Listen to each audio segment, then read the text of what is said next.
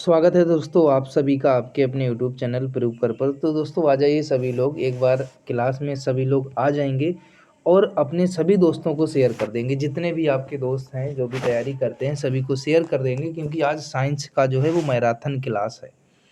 इस क्लास में आप काफ़ी सारे क्वेश्चंस को देखेंगे जो प्रश्न आपके डीएलएड एग्जाम्स में पूछे गए होंगे। साथ ही साथ अगर आप पूरी क्लास में बने रहेंगे तो वहाँ से ये भी पता चलेगा कि ये जो नोट्स है आपको कहाँ से मिल पाएगा, है ना। ये सारी चीज़ें। तो सबसे पहला प्रश्न आपके सामने दिया गया है, वैज्ञानिक विधि का प्रथम चरण क्या होता है। देखो, अगर वैज्ञानिक विधि के प्रथम चरण की बात की जाए तो समस्या। हमने ये रिकॉर्डेड मैराथन इसलिए रखा, आपको ये भी बता दें, क्योंकि अगर ये लाइव होता तो कम ज़्यादा समय खर्च होता और चीज़ें कम हो पाती, क्योंकि वहाँ बातें ज़्यादा होती हैं।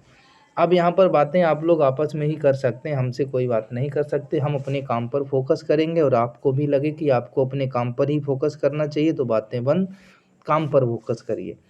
स्कैनर क्या है? मस्तिष्क की जांच करने वाली ये मशीन होती है स्कैनर।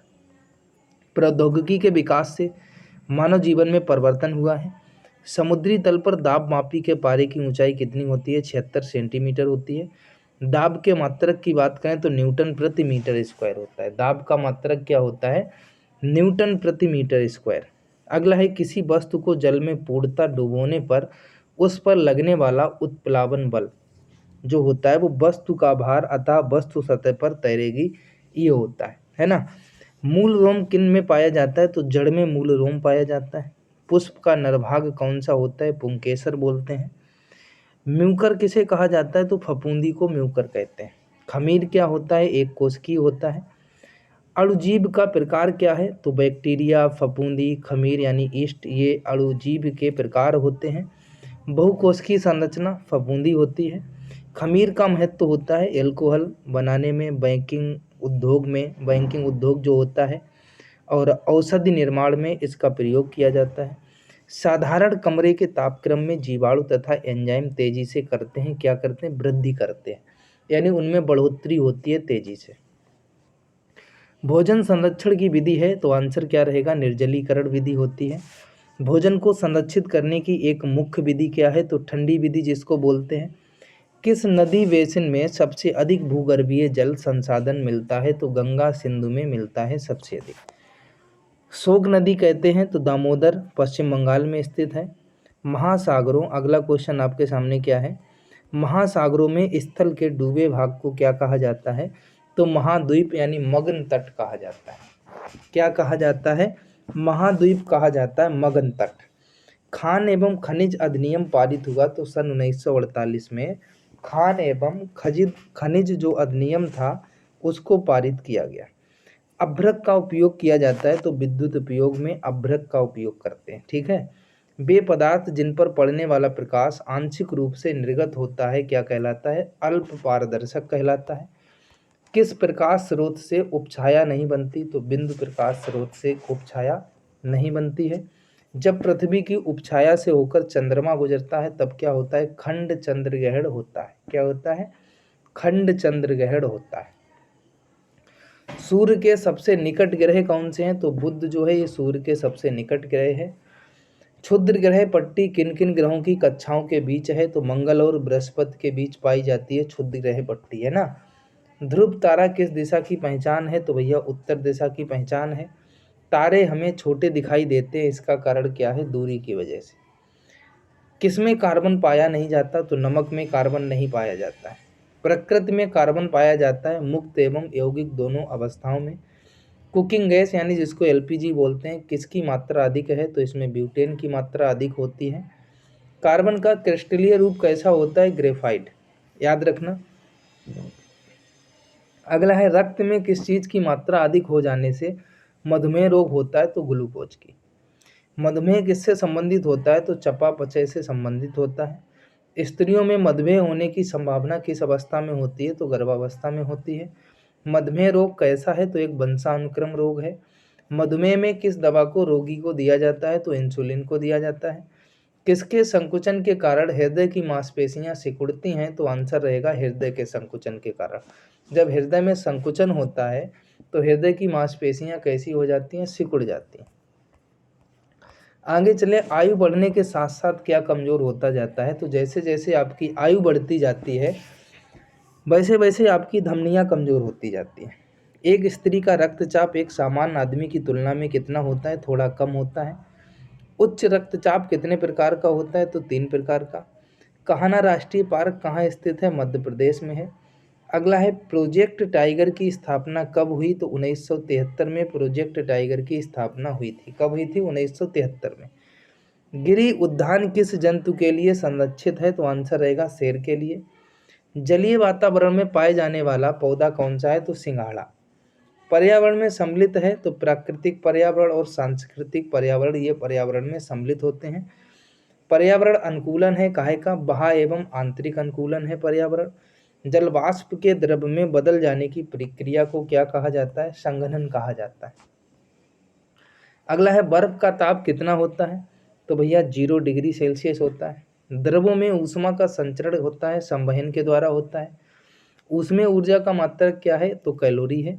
विशिष्ट ऊष्मा का मात्रक जूल प्रति किलोग्राम होता है। एमकेएस पद्धति में गुप्त ऊष्मा का मात्रक जूल प्रति किलोग्राम होता है। उत्तर लेंस होता है तो आंसर रहेगा समान मोटाई तथा वक्रतल का। अवतल लेंस द्वारा किसी वस्तु का प्रतिबिंब बनता है, छोटा, आभासी और सीधा प्रतिबिंब बनता है। आवर्तकाल टी तथा आवृत्त n में संबंध होता है तो nt बराबर 1 का। हार्टज मात्रक है काहे का? आवृत्ति का होता है हार्टज। सभी लोग इस चीज को याद रखेंगे। हार्टज जो मात्रक होता है काहे का होता है? आवृत्ति का। नेक्स्ट है, तरंग की चाल आवृत्ति तथा तरंग दैर्घ्य में संबंध काहे का है? तो चाल बराबर आवृत्ति गुणे तरंग दैर्घ्य का।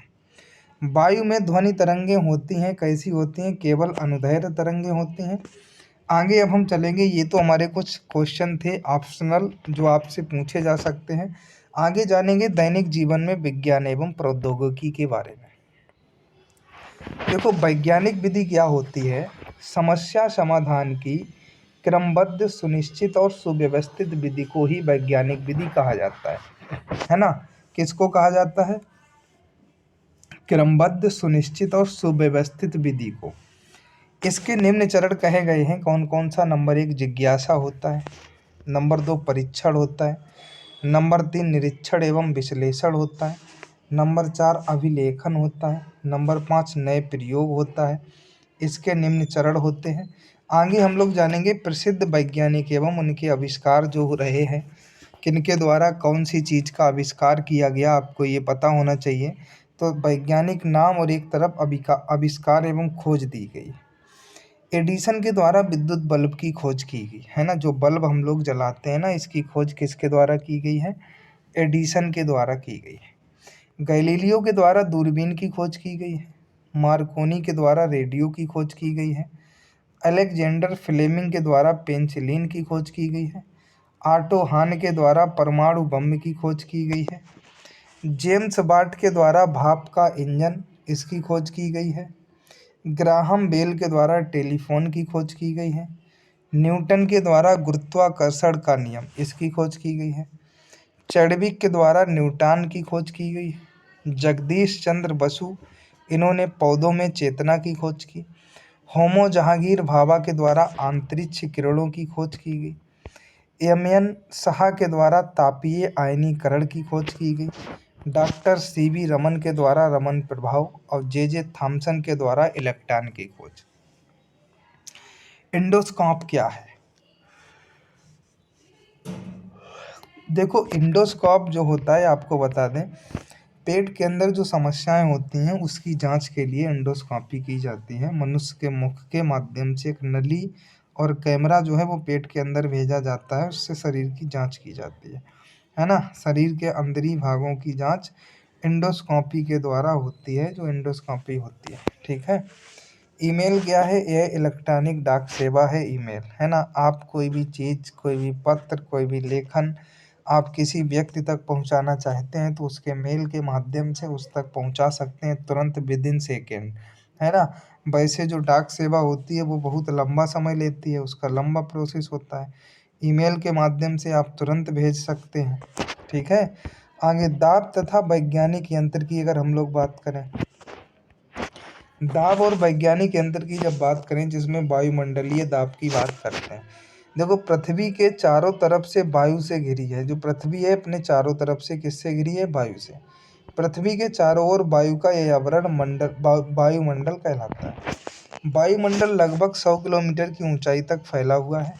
वायुमंडल के कारण पृथ्वी की सतह पर जो दाब लगता है उसे वायुमंडलीय दाब कहा जाता है, जिसको वायु दाब भी आप कह सकते हैं अगर क्वेश्चन आ जाए।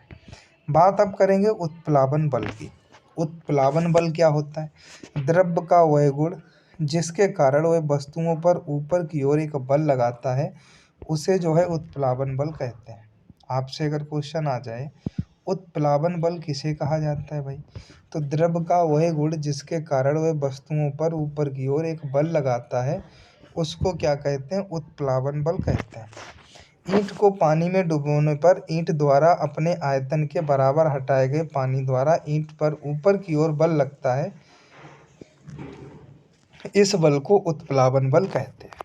ठीक है, आगे चलो भाई। घनत्व की अगर बात कर दें हम लोग, तो किसी वस्तु का द्रव्यमान तथा आयतन के अनुपात को उस वस्तु के पदार्थ का घनत्व कहते हैं।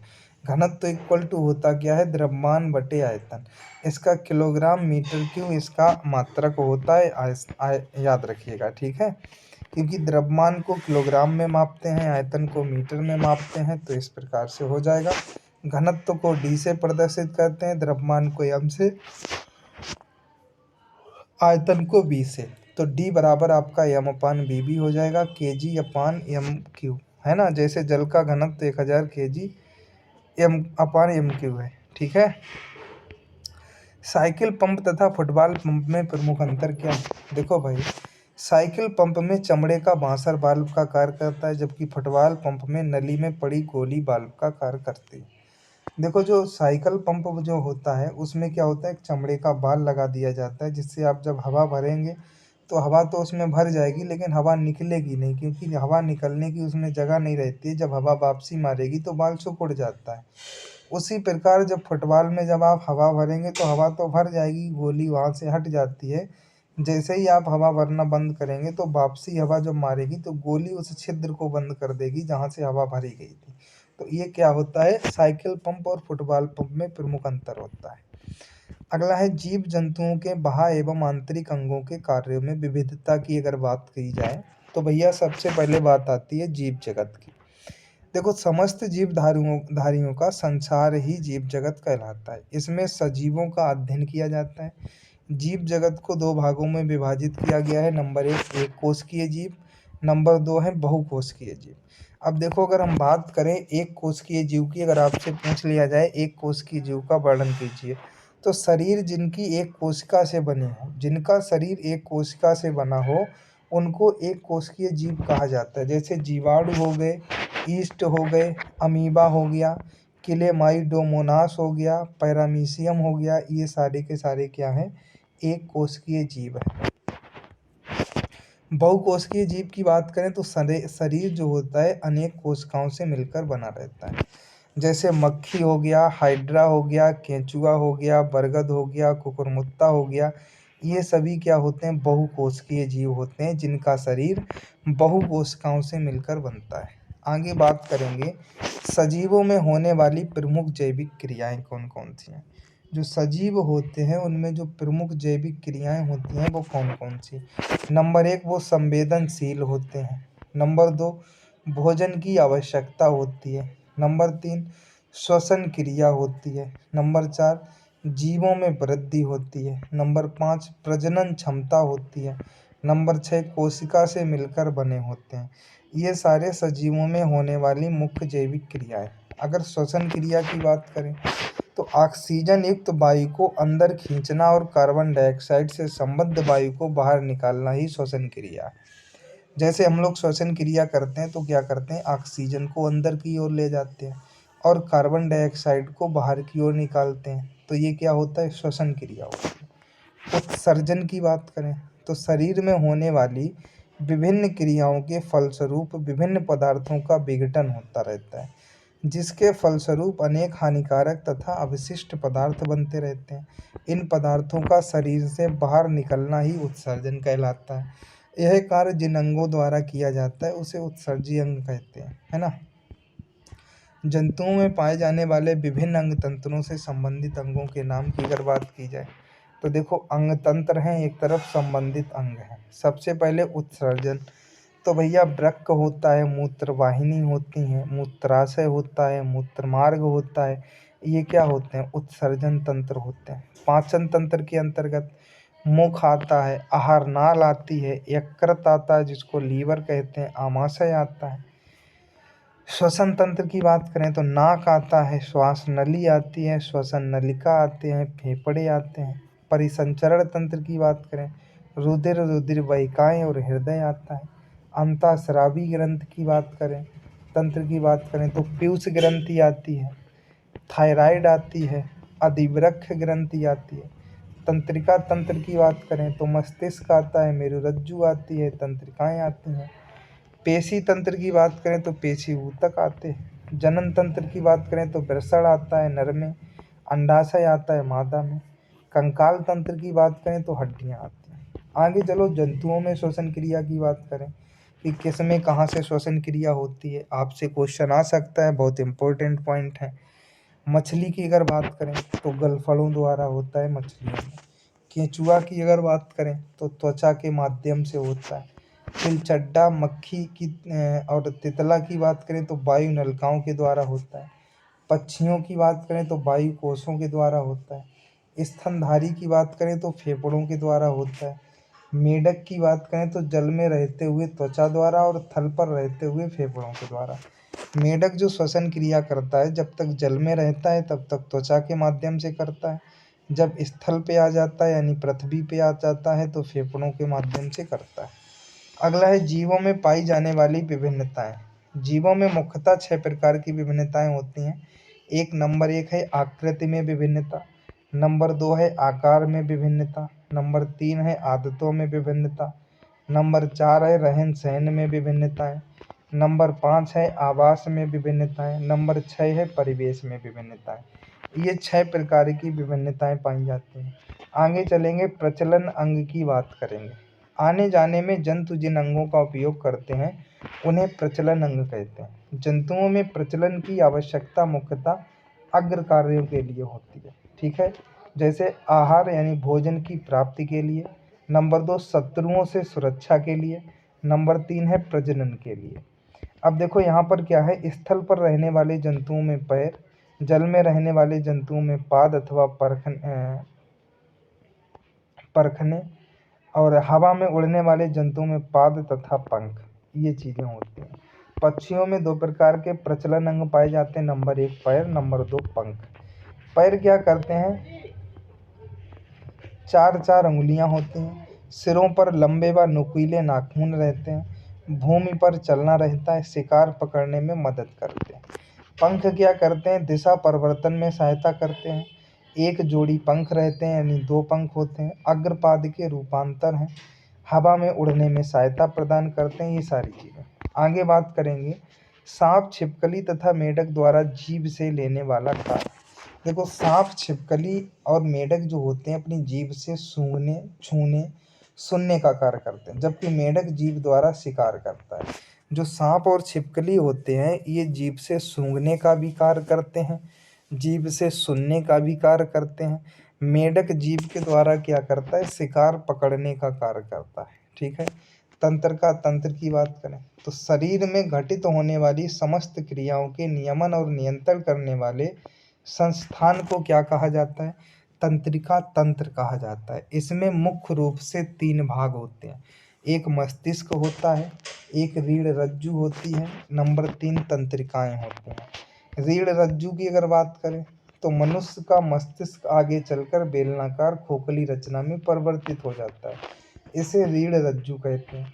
यह शरीर के मध्य में रीढ़ के हड्डी के अंदर सुरक्षित रहता है। रीढ़ रज्जु से दोनों ओर अनेक तंत्रिकाएं जोड़े में निकलती हैं जो रीढ़ तंत्रिकाएं कहलाती हैं। इन तंत्रिकाओं द्वारा समस्त अनैच्छिक क्रियाओं का नियंत्रण होता है रीढ़ रज्जु के द्वारा। मनुष्य के शरीर में तंत्रिकाओं की अगर बात करें तो नंबर 1 कपाल तंत्रिकाएं होती हैं, नंबर 2 रीढ़ तंत्रिकाएं होती हैं।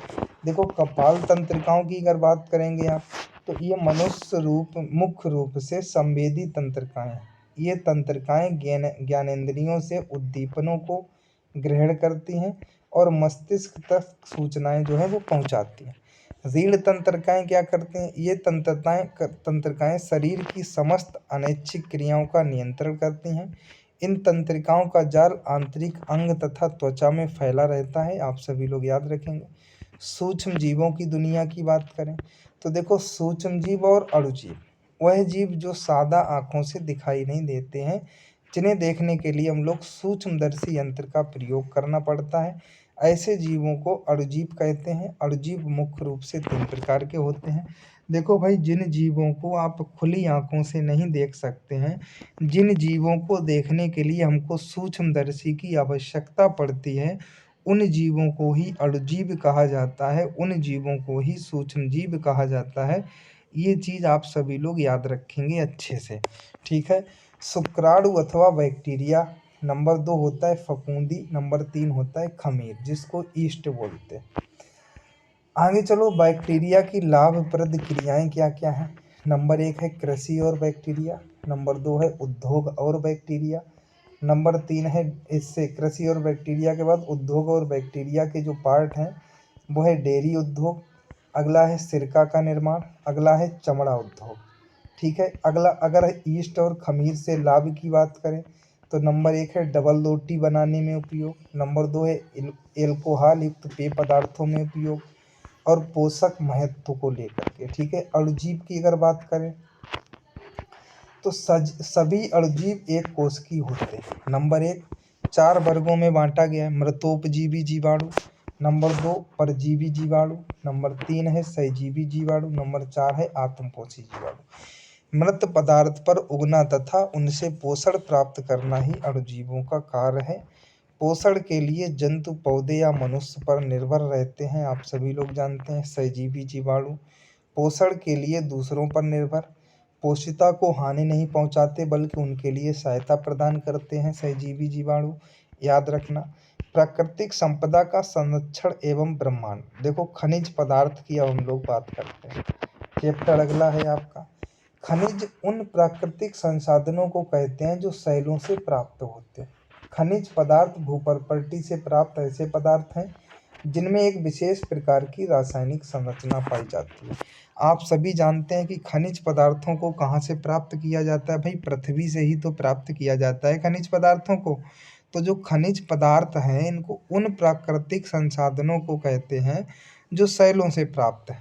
खनिजों के वर्गीकरण की अगर हम लोग बात करेंगे तो धात्विक लौह खनिज, अलौह खनिज, अणुशक्ति वाले खनिज। धात्विक लौह खनिज की बात करें तो लौह अयस्क है, मैग्नीज है, टंगस्टन है, क्रोमाइट है। लौह खनिज अलौह खनिज की अगर बात करें तो तांबा, सीसा, जस्ता, टिन, बॉक्साइट, सोना, चांदी, एल्यूमिनाइट, ये सारे के सारे क्या होते हैं? अलौह खनिज। अणुशक्ति वाले खनिज की बात करें तो यूरेनियम है, बेरिलियम है, ग्रेफाइट है, थोरियम है, एंटीमनी है, ये सारे के सारे क्या हैं? अणुशक्ति वाले खनिज। अगला है लौह अयस्क। भारत का संसार में चौथा स्थान है। उत्पादन क्षेत्र की दृष्टि से देखें तो झारखंड, उड़ीसा, आंध्र प्रदेश, कर्नाटक, ठीक है। मैग्नीज की बात करें, भारत का विश्व में तीसरा स्थान है। उपयोग इस्पात बनाने में किया जाता है। इसमें लौह को मिलाकर मिश्र धातु भी बनाई जाती है जिसे फेरोमैग्नीज कहते हैं, याद रखिएगा। मैग्नीज से पोटेशियम परमैंगनेट लवण प्राप्त किया जाता है। इसका उपयोग कांच का रंग उड़ाने में, ऑक्सीजन व क्लोरीन गैस बनाने में, कीटाणुनाशक पदार्थ बनाने में, रोगन और वर्निश सुखाने के लिए भी इसका प्रयोग किया जाता है। अभ्रक की अगर बात करें, भारत का विश्व में प्रथम स्थान माना गया है। 80% अभ्रक भारत में ही होता है।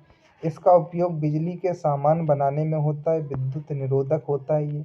इसका उपयोग गुलाब बनाने में, बिजली के मीटर, बिजली के तार पर खोल चढ़ाने में, रेडियो, डायनमो, वायुयान तथा मोटर उद्योग में भी किया जाता है। उत्पादन क्षेत्र की बात करें तो बिहार में इसका उत्पादन है, राजस्थान में है और आंध्र प्रदेश में। तांबा की बात करें तो तांबा जो होता है विद्युत का बहुत अच्छा सुचालक माना गया है। उपयोग इसका बिजली के तार, आप लोग कहते हो कि कॉपर का तार चाहिए है ना, केबल बनाने में, विद्युत मोटर में, जनरेटर में, रेडियो में, टेलीफोन में, अनेक वैज्ञानिक उपकरण में भी किया जाता है तांबे का प्रयोग। उत्पादन क्षेत्र की बात करें तो झारखंड आ जाता है, राजस्थान आ जाता है, आंध्र प्रदेश आ जाता है, गुजरात आ जाता है, सिक्किम आ जाता है, उत्तर प्रदेश आ जाता है, तमिलनाडु, महाराष्ट्र, कर्नाटक, ये सारे उत्पादन क्षेत्र हैं। ब्रह्मांड की अगर बात करें तो सूर्य, चंद्रमा, तारे, गैलेक्सियों आदि का आकाश में जो विस्तार है उसे ब्रह्मांड कहते हैं। आकाशगंगा, ब्रह्मांड में खरबों तारे हैं जो बड़े बड़े समूहों में पाए जाते हैं। तारों के ऐसे समूह को आकाशगंगा या मंदाकिनी कहा जाता है। ग्रह किसे कहते हैं? सूर्य की परिक्रमा करने वाले आकाशीय पिंड क्या कहलाते हैं? ग्रह कहलाते हैं। उपग्रह वो होते हैं जो ग्रहों की परिक्रमा करने वाले आकाशीय पिंड होते हैं। देखो, जो ग्रह की सूर्य की परिक्रमा करे उसको ग्रह कहेंगे, जो उपग्रह की ग्रहों की परिक्रमा करे उसे उपग्रह कहेंगे। अगला चैप्टर है कार्बन और उसके यौगिक। कार्बन क्या है? कार्बन आधात्विक तत्व है जो आधुनिक आवर्त सारणी में समूह 14 और आवर्त 2 में स्थित है। इसका परमाणु क्रमांक 6 है। कार्बन सर्वाधिक यौगिक वाला तत्व है। कार्बन के अपरूप की बात करें तो हीरा होता है, ग्रेफाइट होता है, फ्लोरीन होता है। ये कार्बन के अपरूप हैं। अपरूप जो होते हैं वो किसी रासायनिक तत्व का 2 या 2 से अधिक मुक्त सरल पदार्थों की अवस्था में पाया जाना पदार्थ की अपरूपकता या अपरूप कहलाता है। ठीक है। कार्बन के 2 रूप पाए जाते हैं। नंबर 1 क्रिस्टलीय रूप, इसमें कार्बन परमाणु निश्चित क्रम में व्यवस्थित रहते हैं। उदाहरण के तौर पर हीरा हो गया, ग्रेफाइट हो गया। अक्रिस्टलीय रूप, इसमें कार्बन परमाणु निश्चित क्रम में व्यवस्थित नहीं रहते हैं। उदाहरण के तौर पर लकड़ी का कोयला हो गया, जंतु चारकोल हो गया, शुगर चारकोल, लैंप ब्लेड हो गया, ये सारे। मार्स गैस की बात करें तो मीथेन को मार्स गैस कहते हैं। मीथेन गैस प्रकृति में दलदली स्थानों पर पाई जाती है, इसलिए इसे मार्स गैस कहा जाता है। प्रकृति में कार्बन की बात करें तो प्रकृति में कार्बन चूना पत्थर, खड़िया एवं संगमरमर के रूप में पाया जाता है। हीरा तथा ग्रेफाइट के गुणों की तुलना करें अगर हम, तो हीरा जो होता है यह अति कठोर पदार्थ है। यह विद्युत का कुचालक होता है। हीरा का घनत्व 1.50 ग्राम घन सेंटीमीटर होता है। हीरा में प्रत्येक कार्बन परमाणु 4 कार्बन परमाणुओं से जुड़कर त्रिविमीय संरचना बनाते हैं। अगर ग्रेफाइट की बात करें, यह कोमल पदार्थ है। यह विद्युत का सुचालक होता है। ग्रेफाइट का घनत्व 2.2 ग्राम प्रति घन सेंटीमीटर होता है। इसमें प्रत्येक कार्बन परमाणु 3 कार्बन परमाणुओं से जुड़कर षटकोणीय संरचना बनाते हैं। अगर यहाँ बात करें, पेट्रोल को जीवाश्म ईंधन कहा जाता है। पेट्रोल को पेट्रोलियम के प्रभाजी आसवन से प्राप्त किया जाता है, याद रखेंगे। लैंप ब्लैक काजल की बात करें, मोम अथवा तेल को वायु की सीमित मात्रा में जलाने पर प्राप्त पदार्थ लैंप ब्लैक या काजल कहलाता है। इसमें कार्बन 98 से 99% तक रहता है। हाइड्रोकार्बन यौगिक की बात करेंगे, कार्बन तथा हाइड्रोजन तत्वों के रासायनिक संयोग से बने यौगिक हाइड्रोकार्बन कहलाते हैं। 2 रूप होते हैं। नंबर 1 संतृप्त हाइड्रोकार्बन, नंबर 2 होता है असंतृप्त हाइड्रोकार्बन। रॉकेट ईंधन की बात करें तो मेथिल हाइड्रोजन द्रवित हाइड्रोजन, ये रॉकेट ईंधन है। पेट्रोलियम गैस की बात करें तो आइसोब्यूटेन एवं प्रोपेन गैसों का मिश्रण होता है। अगला चैप्टर आता है ऊष्मा एवं ताप। अगर हम बात करें ऊष्मा और ताप की, हीट क्या होती है यानी ऊष्मा क्या होती है? यह वह ऊर्जा है जो एक वस्तु से दूसरी वस्तु में केवल तापांतर यानी टेम्परेचर डिफरेंस के कारण स्थानांतरित होती है। किसी वस्तु में निहित ऊष्मा उस वस्तु के द्रव्यमान पर निर्भर करती है। ऊष्मा की 1 कैलोरी यानी ऊष्मा का मात्रक 4.2 जूल कार्य के बराबर होती है। कैलोरी की बात करें तो 1 ग्राम जल का ताप 1 डिग्री सेल्सियस बढ़ाने के लिए आवश्यक ऊष्मा की मात्रा को कैलोरी कहते हैं। अंतर्राष्ट्रीय कैलोरी की बात करें तो 1 ग्राम शुद्ध जल का ताप 14.5 डिग्री सेल्सियस से 15.5 डिग्री सेल्सियस तक बढ़ाने के लिए आवश्यक ऊष्मा की मात्रा को 1 कैलोरी कहा जाता है। सभी लोग याद रखें। ताप की बात करें यानी कि टेम्परेचर की, सबसे पहले विभिन्न इकाइयों के संबंध जान लेते हैं। 1 कैलोरी बराबर होता है 4.186 जूल। 1 जूल बराबर होता है 0.24 कैलोरी। 1 किलो कैलोरी बराबर होता है 4186 जूल। 1 BTU बराबर होता है 252 कैलोरी। अब हम लोग जानेंगे टेम्परेचर को यानी ताप को। ताप वह भौतिक कारक है जो एक वस्तु से दूसरी वस्तु में ऊष्मीय ऊर्जा के प्रवाह की दिशा निश्चित करता है। अर्थात जिस कारण से ऊर्जा स्थानांतरण होती है उसे ताप कहते हैं। तापमापी की अगर बात करें, ताप मापने के लिए जो उपकरण प्रयोग में लाया जाता है उसे तापमापी कहते हैं। निम्न प्रकार के ताप पैमाने प्रचलित हैं। नंबर 1 सेल्सियस पैमाना, नंबर 2 फ़ारेनहाइट पैमाना, नंबर 3 रोमर पैमाना, नंबर 4 है केल्विन पैमाना। ये तापमापी पैमाने हैं जो निम्नलिखित पैमाने होते हैं, सभी लोग याद रखेंगे। परम शून्य ताप की अगर बात करें तो किसी भी वस्तु का ताप 273.15 डिग्री सेल्सियस से कम नहीं हो सकता, इसे परम शून्य ताप कहते हैं। केल्विन पैमाने पर 0 केल्विन लिखते हैं, ठीक है। ऊष्मा व ताप में अंतर की अगर बात की जाए तो ऊष्मा एक प्रकार की ऊर्जा है जिसकी पहचान पदार्थ के अणुओं की गतिज ऊर्जा से होती है। ताप किसी वस्तु की ऊष्मता या शीतलता की मात्रा की माप होती है। ऊष्मा एक भौतिक कारण है जिससे विभिन्न कार्य संपन्न होते हैं। ताप ऊष्मा का प्रभाव है। जब किसी वस्तु को ऊष्मा दी जाती है तो उससे उसका ताप बढ़ जाता है। दो वस्तुओं की ऊष्मा समानता का स्वरूप ऊष्मीय संतुलन नहीं है। दो वस्तुओं का ताप समान होने की स्वरूप व ऊष्मीय संतुलन होता है। इसका एसआई मात्रक जूल होता है, इसका केल्विन होता है। ऊष्मा गर्म वस्तु से ठंडी वस्तु में अंतरित होती है। एक वस्तु से दूसरी वस्तु में ऊष्मा का प्रभाव ताप द्वारा निर्धारित होता है, ठीक है। मानव शरीर का सामान्य तापमान 98.6 डिग्री फ़ारेनहाइट या 37 डिग्री सेल्सियस या 310 केल्विन होता है, याद रखिएगा। पारा यानी मरकरी थर्मामीटर का आविष्कार फ़ारेनहाइट ने किया। मानव शरीर का ताप मापने के लिए डॉक्टर जो तापमापी प्रयोग करता है उसे डॉक्टरी क्लिनिकल थर्मामीटर कहा जाता है। ऊष्मा का स्थानांतरण अगला चैप्टर है, हेडिंग है सॉरी। ऊष्मा के किसी एक वस्तु से दूसरी वस्तु में अथवा किसी वस्तु में एक स्थान से दूसरे स्थान पर जाने को ऊष्मा स्थानांतरण कहा जाता है। अगर आप एक स्थान से दूसरे स्थान पर ऊष्मा में जा रहे हैं तो ये क्या कहलाएगा, ऊष्मा स्थानांतरण कहलाएगा। इसकी 3 विधियां हैं जिन माध्यमों से ये होता है। नंबर 1 चालन के माध्यम से, नंबर 2 संवहन के माध्यम से, नंबर 3 विकिरण के माध्यम से। अब देखो आपको ये चीज़ें नहीं पता है कि चालन क्या है, विकिरण क्या है ना, संवहन क्या है, तो सभी लोग जान लें। देखो जब किसी वस्तु के भिन्न भिन्न भागों का ताप भिन्न भिन्न होता है तो उच्च ताप वाले कण अपने संपर्क में रखे निम्न ताप वाले कणों को ऊष्मा प्रदान कर देते हैं। फलस्वरूप वस्तु में ऊष्मा उच्च ताप वाले भाग से निम्न ताप वाले भाग की ओर गति करने लगती है।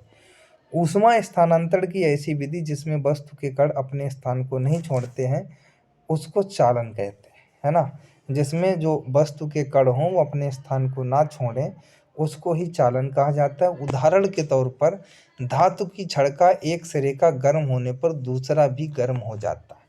आप जैसे किसी गर्म जगह पर, या आपने देखा होगा लोहार जो होते हैं खुरपी को पीटते हैं, खुरपी बनाते हैं तो किसी धातु की छड़ को गर्म करते हैं तो आपने देखा होगा, अगर या उसको ही ना माने आप घर में खाना बनाते होंगे तो जिससे खाना कंछुली, हमारे यहाँ कंछुली बोला जाता है, या आप चम्मच समझ लीजिए। चम्मच को अगर आप किसी खाना बनाने वाले बर्तन में डाल दें तो जहाँ आप पकड़े होते हैं वहाँ तो तुरंत गर्म नहीं होता है, जहाँ पे वो पड़ी होती है, जहाँ पे उसको ऊष्मा मिल रही होती है वहाँ गर्म हो जाता है। लेकिन एक समय ऐसा आता है धीरे धीरे वो ऊपर भी गर्म हो जाती है। इसीलिए आपने देखा होगा इनमें हैंडल जो लगाए जाते हैं लकड़ी के या प्लास्टिक के, ऐसे हैंडल लगे रहते हैं, आपने देखा होगा, है ना।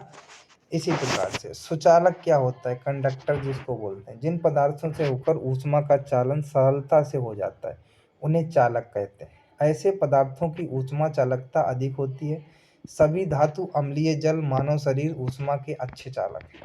कुचालक की बात करें, जिन पदार्थों से ऊष्मा का चालन सरलता से नहीं होता या बहुत कम होता है उन्हें कुचालक कहते हैं। उदाहरण के तौर पर ऊन हो गया, कपड़ा हो गए, लकड़ी हो गए, कांच हो गए, रबर हो गए, ये सारे के सारे। ऊष्मारोधी की बात करें, जिन पदार्थों से ऊष्मा का चालन बिल्कुल नहीं होता उन्हें ऊष्मारोधी पदार्थ कहते हैं, जैसे एबोनाइट, एस्बेस्टस, ये सारे के सारे क्या हैं, ऊष्मारोधी। संवहन की बात करें, जब किसी तरल पदार्थ में किसी एक स्थान का ताप दूसरे स्थान की अपेक्षा ऊंचा हो जाता है तो इस स्थान पर पदार्थ का घनत्व दूसरे स्थान की अपेक्षा कम हो जाता है, अतः पदार्थ के ऊंचे ताप वाले कण ऊपर उठने लगते हैं तथा उनका स्थान नीचे ताप वाले कण लेने लगते हैं, ठीक है। यह प्रक्रिया तब तक चलती रहती है जब तक कि संपूर्ण पदार्थ एक ही ताप पर नहीं आ जाता। ऊष्मा स्थानांतरण की इस प्रक्रिया को, जिसमें पदार्थ के कण स्वयं स्थानांतरित होते हैं, उसको संवहन कहा जाता है ना। ये जो प्रक्रिया है इसको संवहन कहते हैं। आग पर रखी पतीली का जब संवहन द्वारा ही गर्म होता है, संवहन केवल द्रवों व गैसों में ही होता है, ये भी याद रखना। जैसे आप पतीली रख देंगे आग पर, अगर उसमें पानी आपने डाल दिया तो धीरे धीरे पतीली गर्म होगी, पानी गर्म होगा, फिर पूरी पतीली गर्म हो जाएगी। मतलब ये काहे के कारण होता है? संवहन के कारण। और ये द्रव अवस्था और गैस अवस्था में ही हो पाता है। वायुमंडल संवहन विधि के द्वारा ही गर्म होता है। शीत ऋतु में अग्नि से तापते समय संवहन द्वारा ही हाथ गर्म होते हैं। ठीक है, ये सारी चीजें आप लोग याद रखेंगे। आगे चलो, विकिरण क्या होता है? ऊष्मा स्थानांतरण की ऐसी विधि जिसमें किसी माध्यम की आवश्यकता नहीं होती, विकिरण कहलाती है। यानी किसी भी माध्यम की आवश्यकता ना हो उसे क्या कहते हैं? विकिरण। किसी गर्म वस्तु से ऊष्मा विद्युत चुंबकीय तरंगों के रूप में भी गति करती है, जिसे विकिरण ऊर्जा कहा जाता है, रेडिएशन एनर्जी। जबकि ऊष्मा स्थानांतरण की यह विधि विकिरण कहलाती है। सूर्य की ऊष्मा पृथ्वी तक विकिरण के द्वारा ही स्थानांतरित हो पाती है। ठीक है, आगे चलो, प्रकाश क्या होता है? लाइट किसे कहते हैं? ये सभी लोग जानते ही होंगे। प्रकाश एक प्रकार की ऊर्जा है जो विद्युत चुंबकीय तरंगों के रूप में संचालित होती रहती है। प्रकाश क्या है? एक प्रकार की ऊर्जा है। ठीक है, इनका ज्ञान हमें आंखों द्वारा होता है। इसका तरंग दैर्घ्य 3900 एंगस्ट्रॉम से 7800 एंगस्ट्रॉम के बीच होता है। विद्युत चुंबकीय तरंग अनुप्रस्थ होती हैं, अतः प्रकाश भी अनुप्रस्थ तरंग होता है। प्रकाश का फोटॉन सिद्धांत क्या है? इसके अनुसार प्रकाश ऊर्जा के छोटे छोटे बंडलों या पैकेटों के रूप में चलता है, जिन्हें फोटॉन कहते हैं। प्रकाश के वेग की गणना सबसे पहले रोमर ने की थी। किसके द्वारा की गई? रोमर के द्वारा। वायु व निर्वात में प्रकाश की चाल सबसे अधिक 3 × 10⁸ मीटर पर सेकंड होती है। सूर्य से पृथ्वी तक आने में औसतन 8 मिनट 16 सेकंड 16.6 सेकंड का समय लगता है। चंद्रमा से परावर्तित प्रकाश को पृथ्वी तक आने में 1.28 सेकंड का समय लगता है। प्रकाश के प्रति व्यवहार के आधार पर वस्तुओं को निम्न भागों में बांटा जाता है। नंबर 1, प्रदीप, है ना। प्रदीप क्या होती हैं? देखो, जो वस्तुएं स्वयं के प्रकाश से प्रकाशित होती हैं, जैसे सूर्य हो गया, विद्युत बल्ब हो गया, ये प्रदीप्त होंगे। अप्रदीप्त क्या होंगी? वे वस्तुएं जिनका अपना स्वयं का प्रकाश नहीं होता है, लेकिन उन पर प्रकाश डालने पर वो दिखाई देने लगती हैं, जैसे मेज हो गया, कुर्सी हो गया। अगर रात का समय है या दिन का ही समय है, आप दिन में देख पा रहे हैं, वो भी प्रकाश के माध्यम से ही हो पा रहा है। क्योंकि जब प्रकाश किसी चीज़ पे पड़ रहा है तभी तो आप देख रहे हैं। अब रात हो जाती है तो आपको नहीं दिखाई देता है, फिर आप टॉर्च की मदद से जहाँ पर प्रकाश डालते हैं उस जगह को आप देख पाते हैं। यानी कि आपको नहीं दिखाई देता है, आप प्रकाश के माध्यम से देख पाते हैं। क्लियर हुआ? तो ये अप्रदीप्त हो गई। पारदर्शक वस्तुएं क्या होती हैं? देखो, वे वस्तुएं जिनसे होकर प्रकाश की किरणें निकल जाती हैं, जैसे कांच हो गया, जल हो गया, है ना। कांच के शीशे लगे होंगे अगर आपके घर में, तो आपने देखा होगा आर पार हो जाता है। अर्धपारदर्शक वस्तुएं, कुछ वस्तुएं ऐसी होती हैं जिन पर प्रकाश की किरणें पड़ने से उनका कुछ भाग तो अवशोषित हो जाता है, कुछ भाग बाहर निकल जाता है। ऐसी वस्तुओं को पारदर्शक, जैसे तेल लगा हुआ कागज हो, कागज पे आप तेल लगा दीजिए तो आप देखेंगे वो अर्ध पारदर्शक का काम करेगा। कुछ तो आपको दिखाई देगा, आर पार होगा, कुछ नहीं होगा। अपारदर्शक क्या होती हैं? अपारदर्शक वस्तुएं वे होती हैं जिनसे होकर प्रकाश की किरणें बाहर ना निकल पाएँ। जैसे धातुएं हो गई, लोहे की धातु कोई हो, आप देखें उससे प्रकाश क्या आर पार हो जाएगा? नहीं होगा, है ना, नहीं हो सकता कभी भी। प्रकाश के परावर्तन की बात करें, रिफ्लेक्शन ऑफ लाइट। देखो, प्रकाश के चिकने पृष्ठ जैसे शीशा या जल की सतह से टकराकर वापस लौटने की घटना को ही प्रकाश का परावर्तन कहा जाता है। प्रकाश अगर कहीं से टकरा करके वापस आ रहा है तो ये काहे का उदाहरण है? प्रकाश के परावर्तन का उदाहरण है। परावर्तन के नियम की अगर बात करें, लॉ ऑफ रिफ्लेक्शन की बात करें, तो परावर्तन कोण गामा होता है, आपतन कोण आई होती है, इसके बराबर होता है ये। आपतित किरण दर्पण के आपतन बिंदु पर अविलंब तथा परावर्तित किरण सभी ही तल में होते हैं।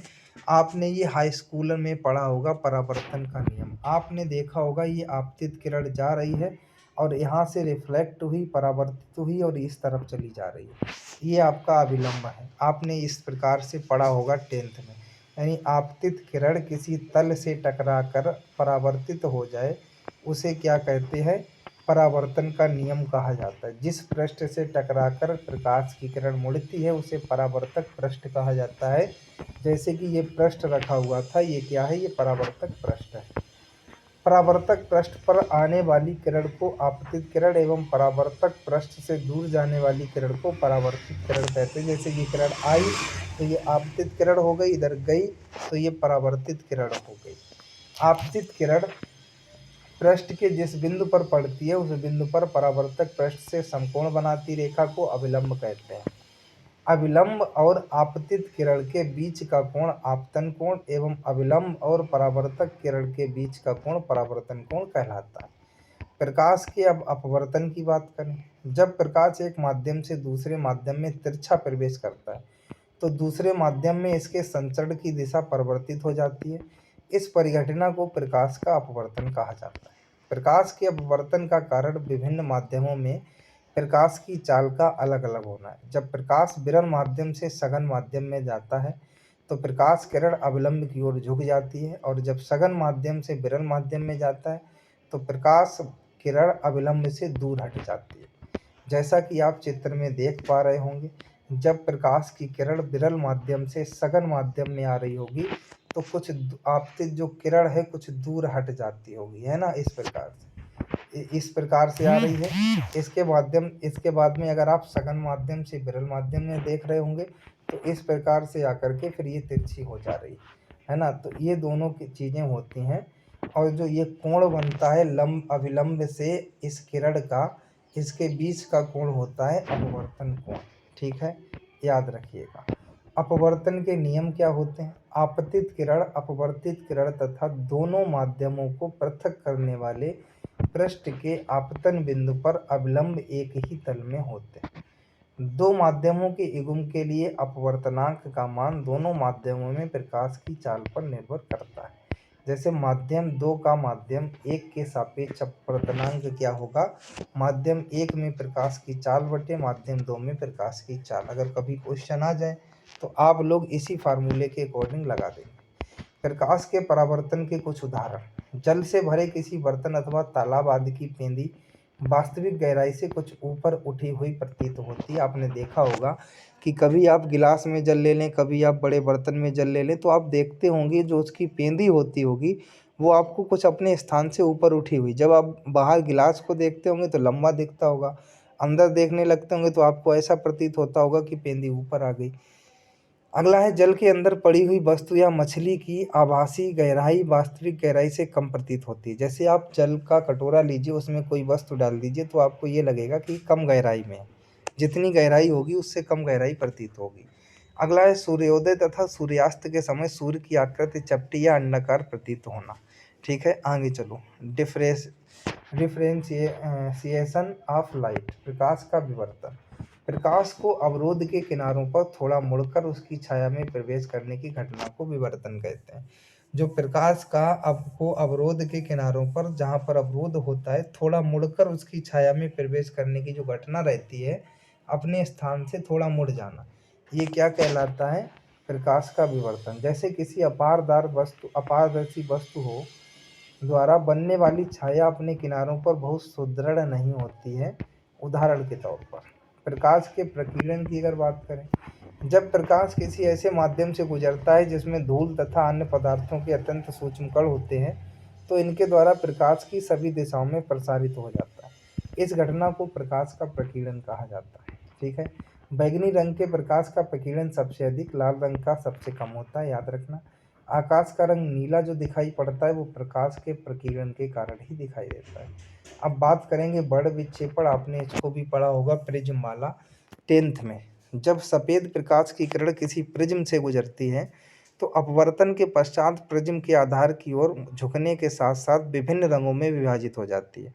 प्रिज्म से गुजरने के पश्चात प्रकाश किरण का विभिन्न रंगों में विभाजित हो जाना ही प्रकाश का बड़ विक्षेपण होता है। जैसे बैनिया पीनाला आपने पढ़ा होगा, है ना? तो इसमें क्या होता है, प्रकाश की किरण यहाँ से प्रवेश की है और जब बाहर निकली तो विभिन्न रंगों में वितरित हो गई बिग की ओर। आप लोगों ने ये पढ़ा होगा, बैंगनी, जामुनी, नीला, हरा, पीला, नारंगी, लाल, है ना। दृश्य स्पेक्ट्रम को लाल रंग का तरंगदैर्घ्य सबसे ज़्यादा होता है और यह अपेक्षाकृत सबसे कम विचलित होता है। वहीं बैंगनी रंग का तरंगदैर्घ्य सबसे कम और यह सर्वाधिक विचलित होता है। जैसा कि आप देख रहे होंगे, जो रेड कलर है इसका सबसे ज़्यादा और बैंगनी कलर का सबसे कम होता है। आप सभी लोग याद रखेंगे तरंगदैर्घ्य। अब बात करेंगे मानव नेत्र की। आपसे कभी कभी क्वेश्चन पूछा जाता है कि जो मानव नेत्र होता है इसमें स्पष्ट दृष्टि की न्यूनतम दूरी कितनी होती है। तो आप लोग आंसर कितना कर देते हैं? स्पष्ट दृष्टि की न्यूनतम दूरी 25 सेंटीमीटर आप कर देते हैं। निकट दृष्टि दोष की अगर बात करें, मायोपिया की, इस रोग से ग्रसित व्यक्ति नज़दीक की वस्तु देख लेता है परंतु दूर स्थित वस्तु को नहीं। अगर निकट दृष्टि दोष होगा तो आप समझ लेना उसको निकट की दिखाई देगी। दूर दृष्टि दोष होगा तो समझ लेना उसको दूर की वस्तु तो दिखाई देगी पर निकट की नहीं दिखाई देगी। कारण होता है लेंस की गोलार्ध बढ़ जाती है, गोलाई बढ़ जाती है, लेंस की फोकस दूरी घट जाती है, लेंस की क्षमता बढ़ जाती है। इस कारण वस्तु का प्रतिबिंब रेटिना पर ना बनकर रेटिना के आगे बन जाता है। यानी वस्तु का जो प्रतिबिंब होगा रेटिना पे तो नहीं बनेगा लेकिन रेटिना से आगे हट करके बन जाता है जाके, है ना। संशोधित दृष्टिकोण युक्त है, ये निकट दृष्टि दोष है। इसमें निकट है, इसमें दूर दृष्टि दोष यानी संशोधित कर दिया गया है। रोग का निवारण, निकट दृष्टि दोष के निवारण के लिए उपयुक्त फोकस दूरी का अवतल लेंस प्रयोग किया जाता है। अगर इसके निवारण करना है तो आपको अवतल लेंस का प्रयोग करना पड़ेगा। बात करें भाई दूरदृष्टि दोष की, इस रोग से ग्रसित व्यक्ति को दूर की वस्तु दिखाई दे पड़ती है पर निकट की नहीं। कारण क्या होता है? लेंस की गोलाई कम हो जाना, लेंस की फोकस दूरी बढ़ जाना, लेंस की क्षमता घट जाना। इस कारण से इस रोग में निकट की वस्तु का प्रतिबिंब रेटिना पर के पीछे बनता है। अब इसमें जो प्रतिबिंब बनता है वो कहाँ बनता है? रेटिना के पीछे बनता है। ये दूरदृष्टि युक्त है अभी इस समय, और इस समय जो है ये दूरदृष्टि युक्त नहीं है, संशोधित दृष्टि युक्त नेत्र बना दिया गया है संशोधन करके। यानी बात संशोधित होगा तो इस प्रकार का होगा। इस दोष के निवारण के लिए उत्तल लेंस का प्रयोग किया जाता है। अब एक होता है आपका जरा दृष्टि दोष, है ना। वृद्धावस्था के कारण आँख की सामंजस्य क्षमता घट जाती है या समाप्त हो जाती है, जिसके कारण व्यक्ति ना तो दूर की वस्तु ना तो निकट की वस्तु देख पाता है। रोग का निवारण कैसे होता है? इस रोग का निवारण के लिए द्विफोकसी लेंस यानी उभयातर लेंस या बाईफोकस लेंस का उपयोग किया जाता है इसको दूर करने के लिए। माप तौल के कुछ विभिन्न मात्रक हैं, आपसे पूछे जा सकते हैं। लंबाई का मात्रक मीटर, द्रव्यमान का मात्रक किलोग्राम, समय का मात्रक सेकंड, कार्य ऊर्जा का मात्रक जूल, बल का न्यूटन, आयतन का घन मीटर, चाल का मीटर पर सेकंड, आवेग का न्यूटन सेकंड, विद्युत आवेश का कूलाम, दाब का पास्कल, शक्ति का वाट, विद्युत प्रतिरोध का ओम होता है। अगला चैप्टर आपने 7 चैप्टर पढ़ लिए हैं। 8वां है भोजन, स्वास्थ्य एवं रोग। देखो, इस चैप्टर को पढ़ाने से पहले आपको हम ये बता दें, बहुत मेहनत से ये वीडियो बनाया जा रहा है आपके लिए, मैराथन वीडियो, यानी कि जिसमें आपको सारे चैप्टर कवर करके दिए जा रहे हैं। सारे अगर नहीं भी कवर हो पाएंगे तो ज़्यादा से ज़्यादा चैप्टर कवर करके दिए जा रहे हैं। जैसा कि आपने देखा 7 चैप्टर कवर हो गए और 8वां चैप्टर पे हम लोग आ चुके हैं, है ना। तो हमको अच्छे से पढ़ना है इसको, एक बार नहीं, 2 बार नहीं, 3-4 बार आप जब देख लेंगे तो ये दिमाग में आपके छप जाएगा और एग्ज़ाम में कुछ भी पूछा जाएगा आप कर पाएंगे। अब बात करेंगे हम प्रोटीन की प्राप्ति के साधन क्या होते हैं। देखो, प्रोटीन जो होता है मुख्य रूप से अंडे की सफेदी, गोश्त, दूध, मटर, दाल एवं सेम आदि खाद्य पदार्थों में पाई जाती है। प्रमुख खनिज लवणों में साधारणतया नमक, कैल्शियम, फास्फेट, आयोडीन एवं लोहा आदि आते हैं। अंडा, दूध, मांस, गाजर, टमाटर, पत्तेदार साग, प्याज, दाल, अनाज एवं मेवे तथा फलों में लोहा प्रचुर मात्रा में पाया जाता है। श्वेत सार में कार्बन, हाइड्रोजन और ऑक्सीजन का सम्मिश्रण रहता है। स्रोत इसके होते हैं चावल हो गया, गेहूँ हो गया, ज्वार हो गया, मक्का, आलू, अखरोट आदि, ये सारे के सारे हो जाते हैं। अब देखो, विटामिन की बात करें, सभी ने विटामिनें पढ़ी होंगी, A B C D F E, है ना, ये आपने पढ़ी होंगी कि विटामिनों का शरीर में विशेष महत्व माना गया है। इनका प्रमुख कार्य होता है शरीर में रोगनाशक शक्ति उत्पन्न करना। ये शरीर की पाचन क्रिया तथा स्नायु क्रिया को भी शक्ति प्रदान करते हैं। इनके अभाव में शरीर में अनेक रोग उत्पन्न हो जाते हैं तथा शरीर का विकास भी अवरुद्ध हो जाता है। विटामिन बी की कमी से बेरी-बेरी तथा पेलाग्रा नामक रोग हो जाता है। ए की कमी से रतौंधी होता है। सी की कमी से स्कर्वी होता है। डी से रिकेट्स यानी सूखा रोग, या फिर आप ये भी कह सकते हैं जिनको विटामिन डी की कमी हो जाती है, धूप की कमी हो जाती है ना। विटामिन ई होता है एनीमिया। विटामिन के होता है रक्त का थक्का न जमना, है ना। बात करेंगे संक्रामक रोग। जब कोई रोग एक व्यक्ति से दूसरे व्यक्ति में प्रत्यक्ष रूप से लग जाता है तो उसे संक्रामक रोग कहते हैं। माध्यम होते हैं इसके कीटाणु है, जल है, वायु है, भोजन। एक विसंक्रमण होता है। इसका क्या मतलब होता है? विसंक्रमण का अर्थ होता है वस्तु में लगे जीवाणुओं को नष्ट कर देना। जिन पदार्थों द्वारा विसंक्रमण किया जाता है उन्हें विसंक्रमण तत्व कहते हैं, ठीक है। छोटी माता के लक्षण क्या होते हैं? कई लोगों को हो जाते हैं छोटी माता, बड़ी माता, है ना। तो इस रोग में प्रारंभ में हल्का बुखार आ जाता है। इस रोग में दाने से निकलने लगते हैं। बाद में दानों में फफोले पड़ जाते हैं। किसी किसी के तो मवाद भी निकलने लगता होगा, है ना। किसी किसी के लाल रहते हैं और अंत में वो पक से जाते हैं, आके खुजली होने लगती है दानों में, है ना। बहुत पीड़ा होती है जिसके छोटी माता या बड़ी माता हो जाता है। क्षय रोग या तपेदिक के प्रकार की बात करें, देखो मनुष्यों में पाया जाने वाला क्षय दंडाणु, पशुओं में पाया जाने वाला क्षय दंडाणु, पक्षियों में पाया जाने वाला क्षय दंडाणु, ये प्रकार हैं। एड्स का पूरा नाम क्या होता है? Acquired amino deficiency of syndrome. एक एचआईवी और होता है एड्स से जुड़ा हुआ ह्यूमन एमिनो वायरस जिसको बोलते हैं। तो ये दोनों फुल फॉर्म याद रखना। पित्त लवणों का निर्माण कोलेस्ट्रॉल से होता है, याद रखना। मनुष्य के भोजन के स्रोत वनस्पतिक स्रोत, जीव जंतु स्रोत हैं। नाइट्रोजन की कमी प्रोटीन से पूरी हो जाती है। लोहे का शरीर में विशेष महत्व है, यही हीमोग्लोबिन यौगिक के रूप में लाल कणों में विद्यमान रहता है। विटामिन के की कमी से रक्त का थक्का नहीं जमता है। प्रोटीन की कमी से क्वासेकोर एवं मरेसमस रोग हो जाता है।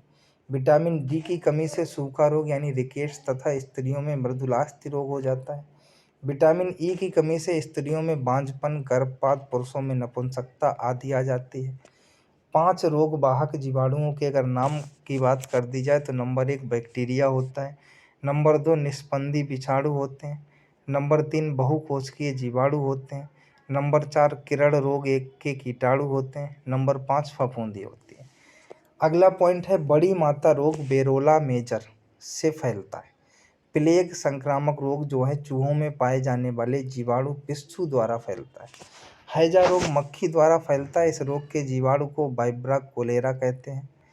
मोतीझरा या टाइफाइड रोग के कारकों का नाम सैल्मोनेल टाइफी एंड पैराटाइफी नामक जीवाणु इसके प्रमुख कारक माने जाते हैं। प्रोटीन का कार्य होता है शरीर की वृद्धि करना, टूटी फूटी कोशिकाओं को ठीक करना। वसा का कार्य होता है शरीर को ऊर्जा एवं मांसपेशियों को शक्ति प्रदान करना। विटामिन सी की कमी से स्कर्वी रोग होता है। अगर रासायनिक नाम की बात कर दी जाए तो एस्कॉर्बिक एसिड होता है। रेबीज रोग कुत्ते, बिल्ली, बंदर, खरगोश जैसे प्राणियों के काटने से हो जाता है। अगला है हेपेटाइटिस। हेपेटाइटिस पीलिया के समान यकृत का एक रोग है जो वायरस के कारण होता है। यह वायरस दूषित जल से शरीर में प्रवेश करता है। यह वायरस ए, बी तथा सी 3 प्रकार का होता है। पीलिया रोग के लक्षण की अगर हम लोग बात करें, त्वचा, नाखून तथा आंखें पीली होना तथा मूत्र भी पीला आना। पीलिया रोग जीवाणु तथा वायरस दोनों से हो सकता है। अगला है भोजन में जल शरीर का तापक्रम स्थिर रहता है तथा उत्सर्जन तथा पाचन जैसी क्रियाओं में सहायक होता है। विटामिन ए की कमी से रतौंधी रोग होता है। इसके कारण कम प्रकाश में वस्तु स्पष्ट नहीं दिखाई देती है। विटामिन एक प्रकार का कार्बनिक यौगिक है जिससे कोई कैलोरी ऊर्जा प्राप्त नहीं होती है, परंतु ये शरीर में विभिन्न रोगों से रक्षा करता है। जैसे ABCD के जो है इससे कोई ऊर्जा नहीं प्राप्त होती है। इससे क्या होता है हमारे शरीर में, इससे रोग प्रतिरोधक क्षमता का आप ये भी कह सकते हैं ये कार्य करते हैं। ABCD इसकी खोज फंक ने की है। जल में विलय की बात कर दी जाए तो B और C है। वसा में घुलनशील की बात कर दी जाए तो ADE के है। विटामिन B12 में साइनोकोबालामिन यानी कोबाल्ट पाया जाता है।